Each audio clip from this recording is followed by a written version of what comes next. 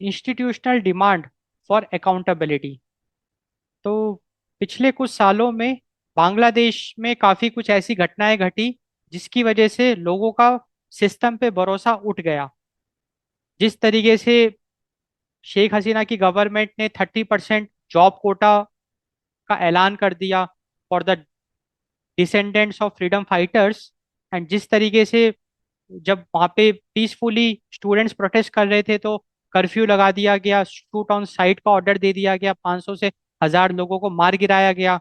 So the protest turned out to be a civil war between the government and the people, जिसकी वजह से लोगों का सरकार पे भरोसा उठ गया, सिस्टम पे भरोसा उठ गया।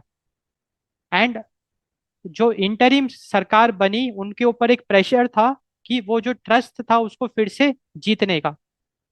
तो बांग्लादेश में जब इंटरिम सरकार बनी 2024-2025, लाइक 2024 से 2026 जनवरी तक ये इंटरिम गवर्नमेंट पावर में रही। और 2026 लाइक फरवरी 2026 में बांग्लादेश में जनरल इलेक्शंस हुए। उससे पहले तक इंटरिम गवर्नमेंट पावर में थी। एंड इस इंटरिम गवर्नमेंट ने they institutionalized culture of questioning that persisted into the new 2026 administration. तो जो ये इंटरिम सरकार बनी इसने कुछ बड़े बड़े रिफॉर्म्स किए। And it also institutionalise the culture of reasoning, culture of questioning, जहाँ पे कि इन्होंने अलाउ किया मीडिया को एक फ्री हैंड दिया कि आप क्वेश्चंस पूछो, कल्चर ऑफ क्वेश्चनिंग। एंड वो जो कल्चर ऑफ क्वेश्चनिंग है it is still persisted, it is carried forward by the new Bangladeshi government. And यहाँ पे एक बहुत इंपॉर्टेंट डेवलपमेंट है, the July charter which marked as a constitutional shift. So this July charter was approved by referendum alongside the 2026 elections, and this July charter introduced a two-term limit for prime ministers, preventing the rise of future autocrats. तो ये बहुत एक important है जुलाई charter. तो जुलाई charter के तहत बांग्लादेश में एक जुलाई चार्टर का इंट्रोड्यूस किया गया था। ये जुलाई चार्टर के तहत कोई भी प्राइम मिनिस्टर बनेगा तो मैक्सिमम उसकी 2 टर्म की लिमिट होगी, मतलब 2 बार मैक्सिमम वो प्राइम मिनिस्टर बन सकता है, 2 बार से ज्यादा वो प्राइम मिनिस्टर नहीं बन सकता है। तो जुलाई चार्टर का जो की प्रोविजन है, so the key provision of the July charter is 2 term limit for prime ministers in Bangladesh. तो बांग्लादेश में अब प्राइम मिनिस्टर की अगर हम टर्म लिमिट की बात करें तो वो 2 है, 2 से ज्यादा बार कोई भी प्राइम मिनिस्टर नहीं बन सकता है। एंड ये जो भी जुलाई चार्टर था it was approved by referendum alongside the 2026 general elections. तो इस जुलाई चार्टर को अप्रूव कर दिया गया है। And because of this now in Bangladesh we will not see any future autocrats like Sheikh Hasina, क्योंकि 2 बार से ज्यादा कोई भी प्राइम मिनिस्टर अब बांग्लादेश में नहीं बन पाएगा।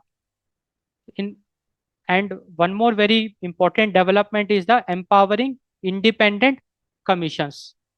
तो इंटरिम सरकार ने कुछ स्पेशल इंडिपेंडेंट कमीशंस का फॉर्मेशन किया। And it was for the first time in the history of Bangladesh, जो इंटरिम सरकार बनी उन्होंने कुछ स्पेशल इंडिपेंडेंट कमीशंस का फॉर्मेशन किया। And also to to to basically watch the judiciary, the election commission, the anti-corruption commission. The goal was depolitization. The goal was depolitization. तो idea ये था कि पॉलिटिकल इन्फ्लुएंस को हटाना। एंड उसके साथ साथ एक और बहुत बड़ा कदम उठाया, दैट इज पहली बार बांग्लादेश में election commission, anti corruption commission and judiciary were granted financial and administrative autonomy.